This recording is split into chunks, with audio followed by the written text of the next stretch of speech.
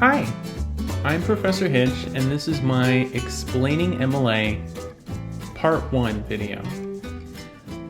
Today I'm going to take some time and explain to you MLA and how it factors into your Works Cited page.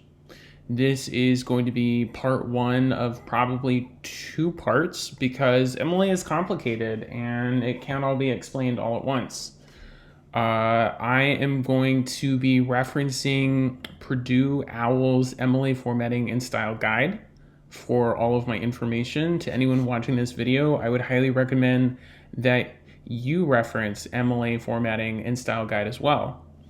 The reason why I'm creating this video, and probably one more after this video, is because even though you do have this resource available to you, creating a works cited list using the 8th edition, it's complicated stuff, and I think that it would probably be helpful to have somebody explain it to you before you use it as a resource. So without any further ado, here we go. For the record, you can find this page by typing in Purdue OWL and then MLA Formatting and Style Guide. I will try to post a link to this in the description of the video. At the start of the page, you'll see a list of elements: author, title of source, title of container, all the way down to location. This list is actually really important. This list will tell you ultimately how to create any given citation on your works cited page. It's very important that you pay attention not only to the name of the element, so like author, but also to the punctuation. It's never just author, it's author, period. It's never just title of source, it's title of source, period. The sooner that you can memorize this list, memorize the punctuation, commit it to heart, and understand what these elements really mean, the quicker you'll be able to start churning out works cited pages all on your own. Before I go any further, a little bit of background. What makes MLA 8th edition so great is that essentially there's one single rule that governs how you cite all the different kinds of sources possible. And that rule are these 9 elements here. Every citation, no matter how similar it looks or no matter how different it looks, is essentially a collection of these 9 elements put together. So by studying these 9 elements in further detail, you should hopefully learn how to create a works cited citation. Let's look at the first one together. Author. Author is, I think, a fairly common one. I think we know this one sort of collectively as people watching this video. With any citation you use, you start with the author. Specifically, if you can find a last name, great, put it in the beginning, comma, first name, and then if there's some kind of initial or something else, that would go at the end. In the occasion that you're not finding an author, perhaps you're working with an online source and either the author's hard to find or perhaps there is not an author, simply leave out the author. A common theme that I will be coming back to throughout both of these videos is that when you don't know a part of your MLA, leave it out. I cannot begin to tell you how many times students have lost points, not for leaving something out of their MLA citation, but for guessing and putting the incorrect thing in instead.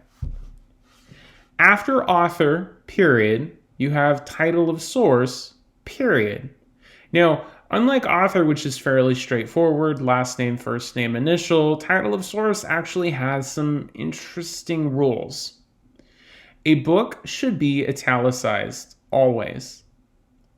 An individual web page should be in quotation marks, always. Interestingly, the parent website, the website where all of the web pages are found, should be in italics, and you see an example of it with this second citation. How to make vegetarian chili is the name of the page, that's in quotation marks. How is the name of the website, that's in italics. You may be wondering as you look at the following rules on the page: a periodical needing quotation marks, an album title, Lemonade, being italicized, what exactly is the rule going on here? It seems like really arbitrary. It doesn't really make a lot of sense. Well, the best way to think about this is that if you're dealing with a source that is so big that there isn't a bigger source, you want to try to italicize it. So for instance, going back to this first example with Hummingbird House, it's a book. We know that because of the instructions right here. A book should be in italics. But because it's a book, we know that there's not like a super book that contains multiple books inside of it. Technically, there is a name for that. That's called an anthology. But for the purpose of this video, let's assume that there is no super book. Because there is no super book, you can safely assume that this should be italicized. That also explains the difference here in the second example. A single web page has the whole website containing it, so it's contained in quotation marks. But the whole website containing it doesn't really have anything containing that. I mean, technically that's the internet, but the citation for that gets very complicated. So because the entire website is not contained in a super website, it is italicized. Whenever you're dealing with a source, ask yourself the question, is there a larger source that contains my small source? If there is, quotation marks. If there isn't, italics. That's a fairly universal rule that should be able to get you through, I would say, the majority of sources that are out there.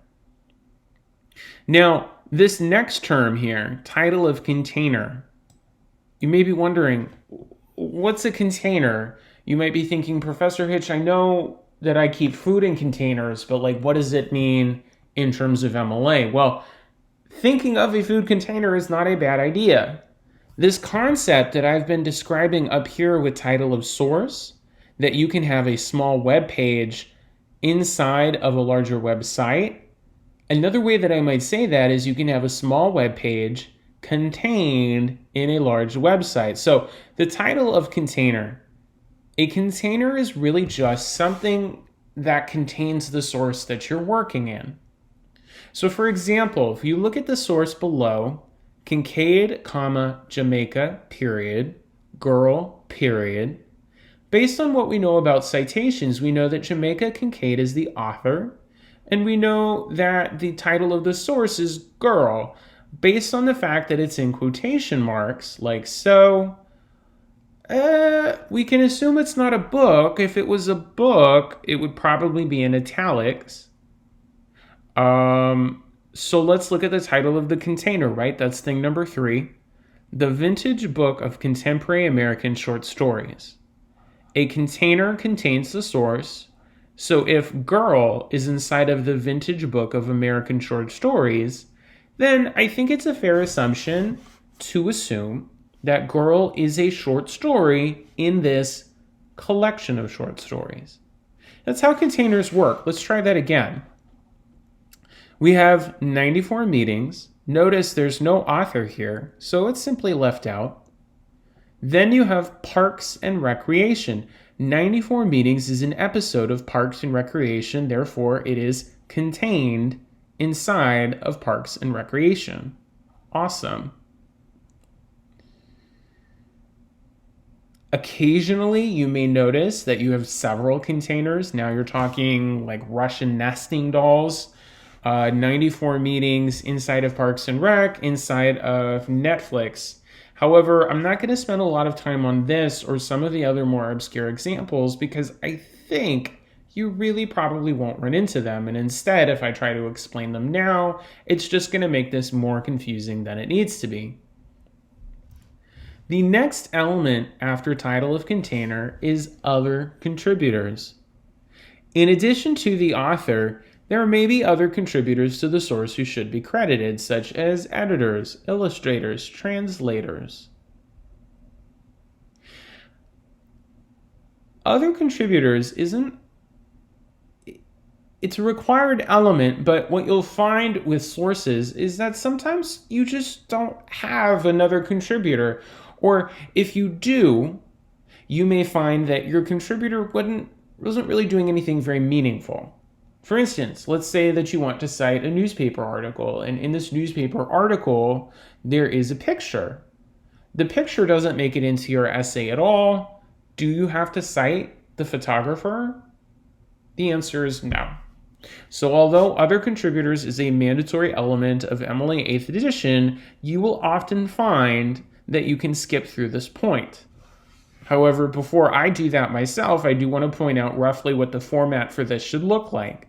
You have the role played by the other contributor, translated, annotated by, and then full name front to back, not back to front like author. You may have noticed that you don't just have a textbook, you have the textbook 11th edition. What that means is that the editors or authors of your textbook edited their book, perhaps added a chapter, perhaps updated something to the newest version to try to make your book a little bit better. Often, your sources are not going to have a version. If they don't have a version, do what I've been saying and simply leave it out of your citation. That concludes the first part of